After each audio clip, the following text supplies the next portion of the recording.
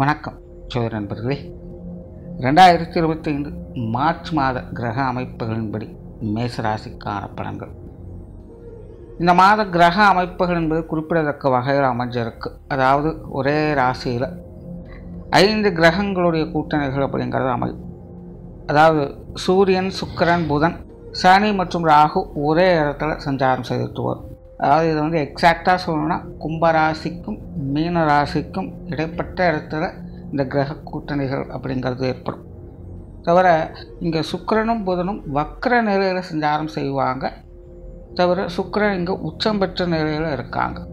ஆக இந்த கிரக கூட்டணிகள் என்பது வலுவாக இருக்கா, சாதகமான நிலைகள் இருக்கா அப்படின்னு பார்த்தோம்னா அதுவே ஒரு பெரிய கன்ஃபியூஷன் தான். காரணம், இது வந்து நட்பால் உருவாகக்கூடிய ஒரு கூட்டணிகள் அல்ல.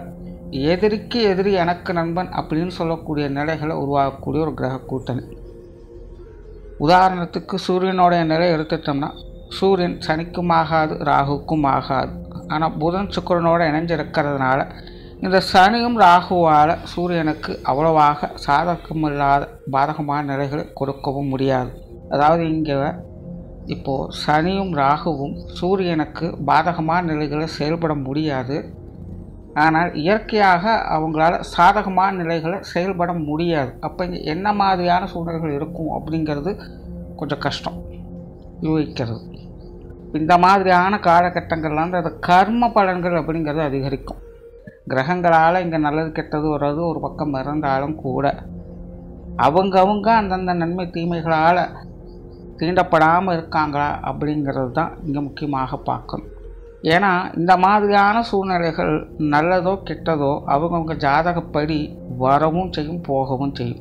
அப்போது இங்கே ஒரு பாதகமான விஷயம் நடக்குது அப்படின்னு வச்சுக்கோங்க. உதாரணத்துக்கு எரியிற தீ இருக்குதுன்னா அந்த எரியிற தீயை நம்ம அணைக்கிறோமா இல்லை எண்ணெய் ஊற்றி வளர்க்குறோமா அப்படிங்கிறது நம்ம கையில் தான் இருக்கும்.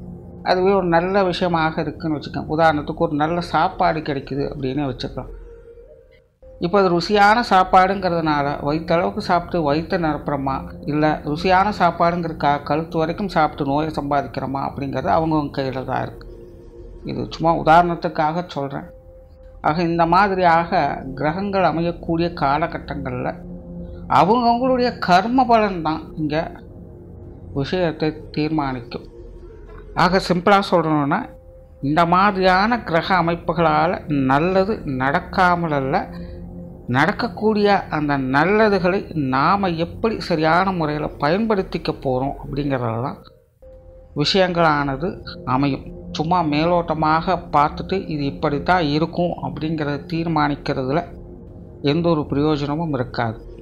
ஏன்னா அதெல்லாம் வரவும் போகவுமாக இருக்குமே அல்லாமல் காற்றுள்ள போதே தூற்றிக்கொள்ளுன்னு சொல்கிற மாதிரி அப்பப்போ அனுபவிச்சுக்கலாமே அல்லாமல் நீண்டகால அடிப்படையில் எந்த ஒரு நல்லதையோ கெட்டதையோ எதிர்பார்க்க முடியாது. ஸோ இது வந்து எல்லா ராசிக்காரங்களுக்கும் ஒரு பொதுவான நிலை. பட் ஒவ்வொரு ராசிக்கும் தனிப்பட்ட முறையில் பார்க்கும்போது ஒவ்வொரு ஸ்தானங்களுக்கும் அது சில பாதிப்புகளை பாதகமான முறைகளில் அது ஏற்படுத்தும். ஸோ அப்படி மேச ராசிக்காரங்களுக்கு இந்த மாதம் எப்படி இருக்கும் அப்படின்னு பார்த்தோம்னா ராசி அதிபதி 3ஆம் இடத்துல இருக்காங்க. மற்ற மேஜரான கிரகங்களுடைய நிலைகள் அப்படிங்கிறது ராசிக்கு 11க்கும் 12ஆம் இடத்திற்கும் இடைப்பட்ட இடத்துல சஞ்சாரம் இருக்கும்.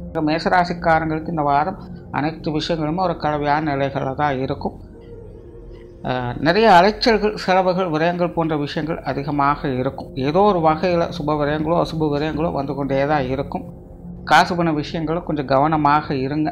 புதிதாக எதையும் முயற்சிக்க வேண்டாம். தேவையில்லாத கோபம், டென்ஷன், பதட்டம் போன்ற விஷயங்களை கொஞ்சம் ஒதுக்கி வைங்க. சின்ன சின்ன விஷயங்களுக்கு கூட கொஞ்சம் கோபதாபங்கள் அப்படிங்கிறது வந்து போயிட்டு தான் இருக்கும். கொஞ்சம் அமைதி காத்துக்குங்க. சிலர் இந்த கேளிக்கை சார்ந்த விஷயங்கள் ஈடுபடுவாங்க. தேவையில்லாத பழக்க வழக்கங்கள் போன்ற விஷயங்களால் ஈர்க்கப்படக்கூடிய அமைப்புகளும் இருக்குது. ஸோ இந்த மாதிரியான விஷயங்களும் மேசராசிக்காரங்க கொஞ்சம் கவனமாக இருங்க. மன எண்ணங்களில் கொஞ்சம் குழப்பங்கள் அப்படிங்கிறது தென்படும். செய்யலாமா, செய்ய வேண்டாமா, சரியா தப்பா, உண்மையா பொய்யா அப்படிங்கிற மாதிரியான குழப்ப நிலைகள் அதிகமாக இருக்கும். எதையுமே வந்து ஒரு பிரிஸ்காக ஈடுபடவே முடியாது. மனசு சொல்லும் எதையாச்சும் ஒன்று செஞ்சு சாதிச்சிடணும் அப்படின்னு சொல்லும். ஆனால் செயல்படணும்னு வரும்போது ஏதோ ஒன்று முட்டுக்கட்டியாக அங்கே நின்றுக்கிட்டே இருக்கும். ஆக மனசளவுலேயே பார்த்திங்கன்னா ஒரு தெளிவின்மையும் குழப்பமும் தேவையில்லாத சங்கடத்தை ஏற்படுத்தும். ஸோ முன்பின் யோசிக்காமல் எந்த ஒரு காரியத்திலும் ஈடுபடாதீங்க. முடிஞ்ச வரைக்கும் புதிய விஷயங்கள் காரியங்கள் இந்த மாதம் கொஞ்சம் ஒதுக்கி வச்சுக்கிறதே நல்லது.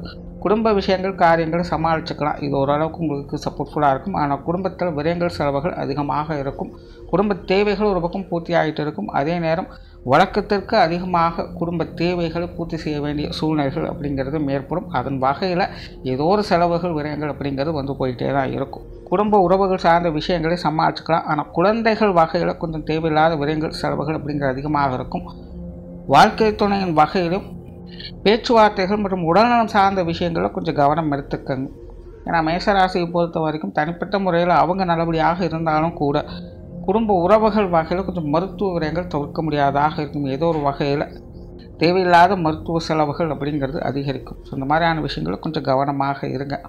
அதே போல் பொது விஷயங்கள் காரியங்கள் சாதகமான அமைப்புகள் இருக்கும். உற்றார் உறவினர்கள் நண்பர்கள் சார்ந்த விஷயங்கள் ஈடுபாடுகள் அதிகரிக்கும்.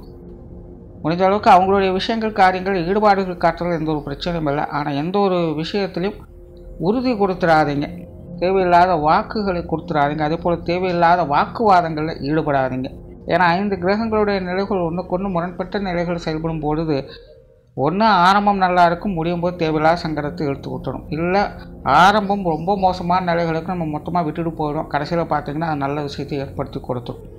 ஆக எடுத்தவங்க ஒருத்தரும் இந்த மாதிரியான விஷயங்களில் ஈடுபடுறதை தவிர்த்துக்கங்க. குறிப்பாக இது உற்றார் உறவினர்கள் நண்பர்கள் சார்ந்த விஷயங்கள் அதிகமாக தென்படும். அதனால் இவங்களுடைய விஷயங்கள் காரியங்களில் ஈடுபடுறதில் எந்த ஒரு பிரச்சனையும் வராது. ஆனால் எதையும் ஆலோசித்து செயல்பட்டு வர்றது நல்லது. தொழில் வேலை உத்தியோகஸ்தானங்கள் இந்த மாதம் ஒரு கலவையான நிலைகளை தான் இருக்கும். ஆரம்பத்தில் சொன்ன புதிய முயற்சிகளை கொஞ்சம் ஒதுக்கி வச்சுக்கோங்க. வழக்கமான விஷயங்களில் பெருசாக பிரச்சனைகள் இருக்காது. ஆனால் கடினமாக உழைக்க வேண்டியதாக இருக்கும். ஒரு வேலைக்கு 2 வேலை செய்ய வேண்டிய சூழ்நிலைகள் ஏற்படலாம். ஸோ இந்த வீண் விளைச்சல்கள் அப்படிங்கிறது தவிர்க்க முடியாததாக இருக்கும். சிலருக்கு இந்த இடமாற்றங்கள் போன்ற அமைப்புகள் சாதகமான சூழ்நிலைகளை ஏற்படுத்தி கொடுக்கும். வெளியூர் சார்ந்த விஷயங்களில் சில நன்மைகளை எதிர்பார்க்கலாம். மாணவர்களுக்கு கல்வி மற்றும் வித்தை சார்ந்த விஷயங்கள் சமாளிக்கக்கூடிய நிலைகள் இருக்கும். மாணவர்கள் மனம் அழைப்பாயறதில் கொஞ்சம் கவனமாக இருக்கணும். தேவையில்லாத விஷயங்கள் காரியங்கள் சகவாசங்கள் போன்ற விஷயங்கள்லாம் இந்த மாதம் கொஞ்சம் கவனமாக இருங்க. கல்வி வித்தைகளை பெருசாக எந்த ஒரு பாதிப்புகளும் இருக்காது. ஆனால் உங்களுடைய கவனச்சிதறல்கள் அப்படிங்கிறது பிரச்சனையாக இருக்கும். அதனால் மாணவர்கள் தனிப்பட்ட முறையில் கொஞ்சம் கவனம் எடுத்துக்கிறது நல்லது.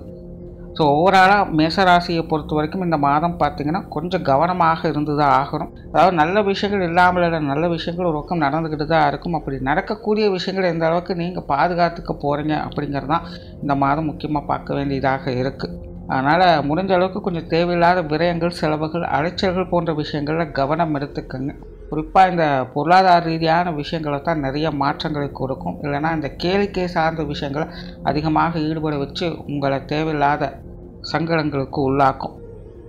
அதனால் மேசராசிக்காரங்க எதிலும் அவசரப்படாமல் நிதானித்து செயல்பட்டு வந்தீங்கன்னா இந்த மாதம் சாதகமான பலன்களை எதிர்பார்க்கலாம். நன்றி, வணக்கம், வாழ்க வளமுடன்.